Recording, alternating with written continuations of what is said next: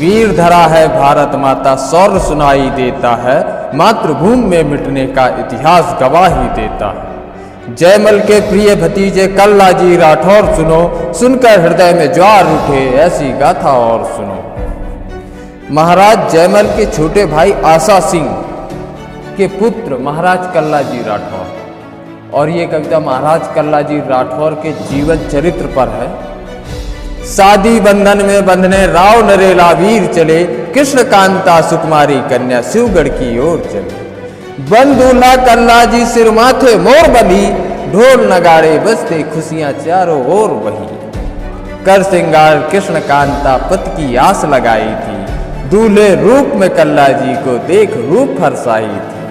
तभी उदय सिंह राणा का संदेशा शिवगढ़ आया, सैनिक आकर कल्ला जी को एक संदेशा लाया।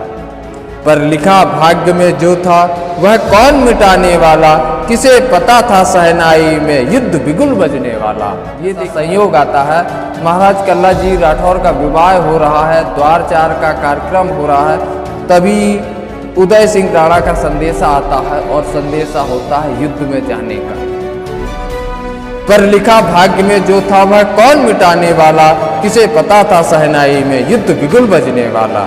सुख पल में दुख का संदेशा फैल गया शिवगढ़ में, कृष्ण कांता की किस्मत में कैसा लेख लिखा पल में। था संदेशा रण निमंत्रण मेवाड़ी माटी का, संकट गहरा आया था महाराणा की माटी का। मातृभूमि की पीड़ा का वीड़ा स्वयं उठाया, तोरण पर उठी तलवार खींच फिर मयान पर लाया।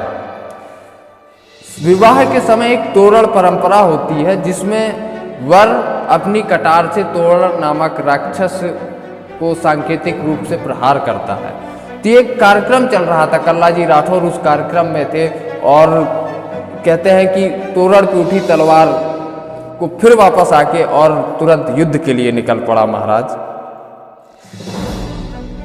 तोरण पर उठी तलवार खींच फिर मयान पर लाया, सज रही जहां पर वलमाला, सज गया युद्ध का बाका। शीश बंधी थी मोर बंध गया केसरिया साफा। वाह कल्ला जी राठौर। कृष्ण कांता से वरमाला पहन कल्ला जी बोले, राजकुमारी वापस आऊंगा वचन नयन भर बोले। मेहंदी वाले हाथों ने केसरिया साफा बांधा, शादी वाली सहनाई ने बिगुल युद्ध का साधा। क्या दृश्य रहा होगा, आप विचार करिए। सेना लेकर चल पड़ा कल्ला जी राठौर, आ पहुंचा चित्तौड़गढ़ रणबांका राठौर। काका जयमल से मिलकर कल्ला जी हर्षाए, गले मिले रणबांकुरे विजयी नाद बजाए। उस समय महाराज जयमल चित्तौड़ की सेना के सेनापति थे और जयमल के भतीजे थे कल्ला जी राठौर। काका बोले, सुनो भतीजे समय नहीं है पास, शाही सेना से लड़ने का बड़ा आत्मविश्वास। अकबर की सेना ने गढ़ को चारों ओर था घेरा, पर मेवाड़ी वीरों ने नहीं धैर्य था खोया। संख्या कम थी वीरों की, साहस भरा पड़ा था, और राठौरी वीरों के आगे अकबर कहाँ खड़ा था अंतिम संघर्ष रक्त बहाने का, धधकी प्रतिशोध की ज्वाला शत्रु मिटाने का। ये वीरों में ऐसा उत्साह और जोश था। सेनापति जयमल वीरों को अपने पास बुलाए, सर बांधे केसरिया माथे तिलक लगाए। गंगा जल ने वीरों को अपने हाथ बुलाया, माटी पर मर मिट जाने की सौगंध सभी ने खाया। ये घटना 23 फरवरी 1568 की है। 23 फरवरी 1568 की रात्रि सेनापति जयमल ने जितने भी वीर बचे थे चित्तौड़गढ़ के किले पर, सभी को बुलाया और जोश भरा कि अब ये अगली जो सुबह आने वाली है, ये हम लोगों के लिए एक निर्णायक सुबह है। गंगा जल ने वीरों को अपने हाथ पिलाया, माटी पर मर मिट जाने की सौगंध सभी ने खाया। और अगली सुबह होती है, छठी अंधेरी रात रश्मियां धरती पर आई। छठी अंधेरी रात रश्मियां धरती पर आई, खुले किले के द्वार धरा भी हर्ष आई। वह धरती भी प्रसन्न होती है जिसकी रक्षा के लिए उसके वीर खड़े होते हैं। तो ये दृश्य देखिए कि धरा भी प्रसन्न हो गई अपने वीरों को देखकर। छठी अंधेरी रात रश्मियां धरती पर आई, खुले किले के द्वार धरा भी हर्षाई। बंधे केसरिया बाना वीर दहाड़े, खुले आसमां में बादल चिघाड़े। भूखे सिंह की भांति मुगल पर टूटे, और चले भवानी हाथ शत्रुधर टूटे। बूढ़े काका जयमल ने अपनी तलवारें खींची। काका जयमल की उम्र उस समय 60 वर्ष थी, लेकिन साहस किसी नौजवान से कम नहीं था। बूढ़े काका जयमल ने अपनी तलवारें खींची, जैसे काल भवानी आकर खप्पर ले लहू पीती। जय महादेव के नारे से अकबर कांप गया था, कल्ला की तलवार के आगे दुश्मन भाग गया था। तभी मुगलिया सेना ने गोली वहां चलाई। काका जयमल की जंगा पर गोली एक दगाई। जयमल रणभूमि में घायल सिंह दहाड़े, थी दोनों हाथ भवानी शत्रु दिल को फाड़े। आवाज लगाकर काका ने कल्ला को पास बुलाया, देखा घायल काका को कल्ला भी घबराया। महाराज जयमल की जंगा में गोली लगती है तो कल्ला जी राठौर जब देखते हैं काका को तो घबरा जाते हैं, लेकिन काका भी कहते हैं कि अभी इतना शौर्य है कि ये गोली क्या, हमारी अभी भुजाओं में ताकत है। काका बोले, अभी शौर्य है मेरे रग रग में, ताकत अभी भुजाओं में, तलवार उठाता पल भर में। जब तक तन पर काका के कतरा रक्त रहेगा, तब तक मेवाड़ी माटी पर दुश्मन नहीं टिकेगा। ये काका का शौर्य था। देखा काका का साहस रणबा का राठौर, बांध जगह कैसे रिया साफा खड़ा हुआ राठौर। बैठ भतीजे के कंधे पर काका ने युद्ध संभाला, और धरा चतुर्भुज रूप देख अकबर भी घबराया। घायल काका को कल्ला जी राठौर ने अपने कंधों पर बैठा लिया, और काका भी दोनों हाथों में दोनों तलवारें लिए, और कल्ला जी राठौर भी दोनों हाथों में तलवारें लिए। एक प्रकार से चतुर्भुज रूप धर के युद्ध में कूद पड़े। बैठ भतीजे के कंधे पर काका ने युद्ध संभाला, धरा चतुर्भुज रूप देख अकबर घबराया। 4 हाथ 2 शीश देख वह व्यापा रण भर में, चले जहां से वीर शत्रुधर काटे पल भर में। पट गई भूमि खल शीशों से, पानी सा रक्त बहाया। जिधर पहुंचते वीर वहां से दुश्मन बच ना पाया। काल देख बेहाल हुआ, लाशों का अंबार हुआ, और नागिन सी लपकती तलवारें, वो अंबर भी बेहाल हुआ। रण छोड़ भागते खल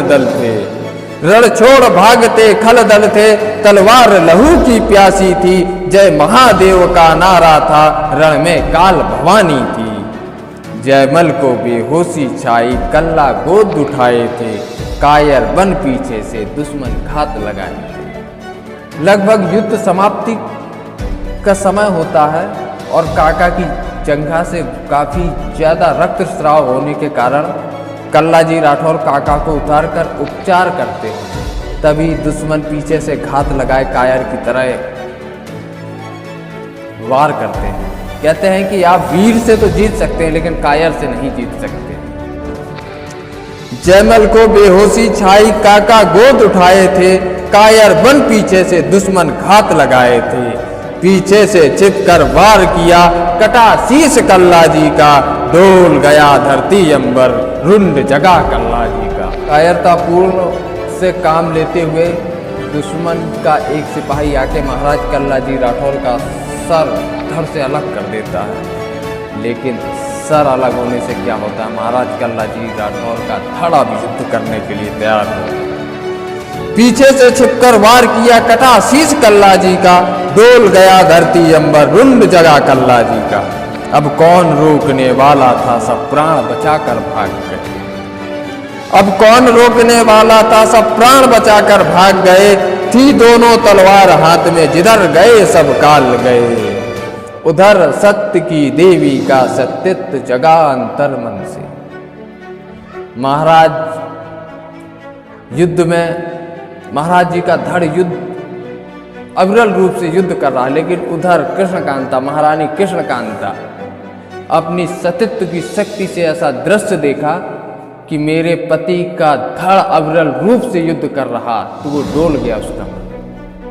उधर सत्य की देवी का सत्यत्व जगा अंतर मन से, देख पति का दृश्य रूह काफी तन मन से, कर 16 श्रृंगार विदा ली शिवगढ़ से। महारानी कृष्ण कांता ने जब यह दृश्य देखा तो 16 श्रृंगार करके शिवगढ़ यानी अपने पिता के घर से विदा लेकर नरेला की तरफ निकल पड़ी। नरेला महाराज कल्लाजी राठौर का घर था, अर्थात कृष्ण कांता महारानी जी की ससुराल। कर 16 श्रृंगार विदा ली शिवगढ़ से, पति मिलन की आस लगा बैठी मन से। पहुंच नरेला द्वार सतित्व की महिमा देखो, रख दुर्गा अवतार छत्राणी गरिमा देखो। खुला धर्म का पृष्ठ सती की महिमा लिखने, उधर अश्व पर बैठ रुंड कल्लाजी निकले। लगभग जितने दुश्मन बचे थे सबको मारते काटते हुए महाराज कल्लाजी राठौर का रुंड अर्थात धड़ नीले अश्व पर बैठकर युद्ध भूमि से नरेला की तरफ निकलता है और ये लगभग 300 मील की दूरी तय करता है। खुला धर्म का पृष्ठ सती की महिमा लिखने, उधर अश्व पर बैठ रुंड कल्लाजी निकले। नहीं प्राण हर सकता हर भी धड़ जिंदा रहना है, रानी को दिया वचन वह पूरा करना है। महाराज कल्लाजी राठौर का और मौत से युद्ध है। मौत भी कुछ समय के लिए महाराज कल्लाजी राठौर के प्राण नहीं हर सकते। क्यों? क्योंकि महाराज जी ने वचन दिया है रानी को कि मैं वापस आऊंगा, और महाराज निकल पड़ते हैं रानी से मिलने। पहुंच रानी के पास रुंड अब शांत हुआ, बिना शीश पति देख सती संग्राम हुआ। महाराज कल्लाजी राठौर का धड़ जब रानी के पास पहुंचता है और शांत हो जाता है, लेकिन वहां महारानी जब देखती है कि मेरे पति का सिर्फ धड़ है, सर नहीं है, सती और ईश्वर के बीच में युद्ध हो जाता है।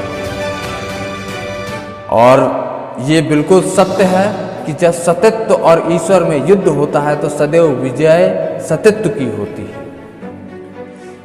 बिना शीश पति देख सती संग्राम हुआ, देख सती का रूप खुद ईश्वर घबराए, कल्लाजी का शीश लिए परमेश्वर आए। खुद ईश्वर को महाराज कल्लाजी का सर लेकर रानी के पास पहुंचे। ले पति को गोद में सती हुई महारानी, विश्वजीत की लेखनी लिखती अमर कहानी। जय कल्ला महाराज की, जय सतित्व का शौर्य, जय सतित्व की शक्ति, जय जय मल राठौर। इस प्रकार महाराज कल्ला जी का वीरतापूर्ण जीवन आपके समक्ष रखा। अनुरोध है, कविता में यदि किसी भी पंक्ति में कहीं पे भी आपको कुछ कमी लगे तो कृपया करके कमेंट में ज़रूर बताएं, और कविता अच्छी लगे तो ये भी बताएं। सभी को बहुत बहुत धन्यवाद।